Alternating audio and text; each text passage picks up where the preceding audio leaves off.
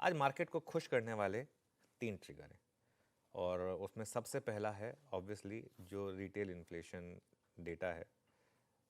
10 साल के लो पर मैं कहीं पढ़ रहा था, ऑल टाइम लो पर ही है ऑलमोस्ट, इस सीरीज का तो लोएस्ट है। हाँ। है ना। यस। अब पता नहीं लेकिन इन्फ्लेशन कैसे मेजर होती है, मैं कई बार ये सोचता हूँ क्योंकि फील नहीं होती। फील नहीं होती। इन्फ्लेशन में ना आपको ये सब ऐड करने चाहिए, वैसे होटल के रेट्स, एयरलाइन टिकट्स, ये सब, ये तो मतलब ऐसे मतलब इतने महंगे हो गए हैं सब, बिल्कुल। खैर एनीवे, बट जो जो मापते हैं महंगाई उसके हिसाब से हम 10 साल के लो पर हैं।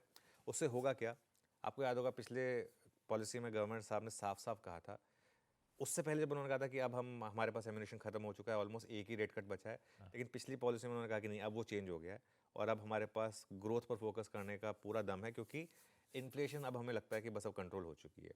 तो आई थिंक ये एक बहुत बड़ा ट्रिगर है आशीष। इस बार की जो पॉलिसी आएगी इसमें गवर्नर साहब क्लियरली इसका नोट लेंगे। और आज आप खास तौर से ध्यान रखें पीएसयू बैंक्स पर, एनबीएफसीज पर, और ये रिटेल एस्टेट लिख दिया है लेकिन रियल एस्टेट होना चाहिए, कोई बात नहीं, रिटेल पे भी ध्यान रखेंगे, रियल एस्टेट पर। तो ये बेसिकली आज के कुछ बड़े सेक्टर्स होंगे प्योरली इस ट्रिगर की वजह से। दूसरा उसी का थोड़ा एक्सटेंशन है, ब्रेंट क्रूड। और हमारे लिए ब्रेंट क्रूड अभी भी एक बहुत बड़ा ट्रिगर होता है। अब हम आ गए हैं $63 के करीब। इसमें एक और चीज़ छुपी है, अब हमें रशिया से तेल लेने की ज़रूरत ही नहीं है है ना भाई। तब जब क्रूड 80 पे था तब लेने का सेंस बनता था, अब तो जो रेट रशिया में देता है वो रेट पे ग्लोबली मिल रहा है, तो वहाँ से ले लो, क्या तकलीफ है। तो 4% नीचे आए हम और $63 के नीचे हैं। एशियन पेंट्स पर नज़र रखेंगे ऑब्वियसली, उसके तो खैर अलग कारण भी हैं, बात भी करेंगे कुछ देर में। पिडिलाइट पे नज़र रखेंगे, इंटरग्लोब एविएशन पर नज़र रखेंगे, ओएमसी स्टॉक्स पर नज़र रखेंगे, क्योंकि ये कुछ और आज के हमारे स्टॉक्स होंगे जिन पर एक क्लियरली एक पॉजिटिव फैक्टर रहेगा। एशियन पेंट्स कल का स्टॉक ऑफ द डे था मेरे ख्याल से। जैसे कहते हैं ना, गट्टू आज भी चलना चाहिए, क्योंकि कल तो लास्ट के 10-15 मिनट में लोग आई थिंक फैदम ही कर रहे थे कि क्या हुआ है क्या हुआ है। अभी मुझे लग रहा है कि आज इसमें असली वाली तेज़ी होनी चाहिए शायद।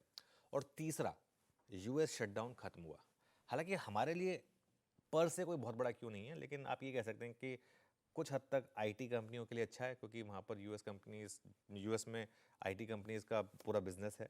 और आईटी के साथ साथ एक सेंटिमेंटली आप भारत फोर्ज, संवर्धन मदरसन और सोना बीएलडब्ल्यू, ये 3 स्टॉक्स जो है ना, इन पर भी ध्यान रखें बेसिकली। तो ये आज कुछ और आपके पास वॉच आउट करने के लिए चीज़ें होंगी।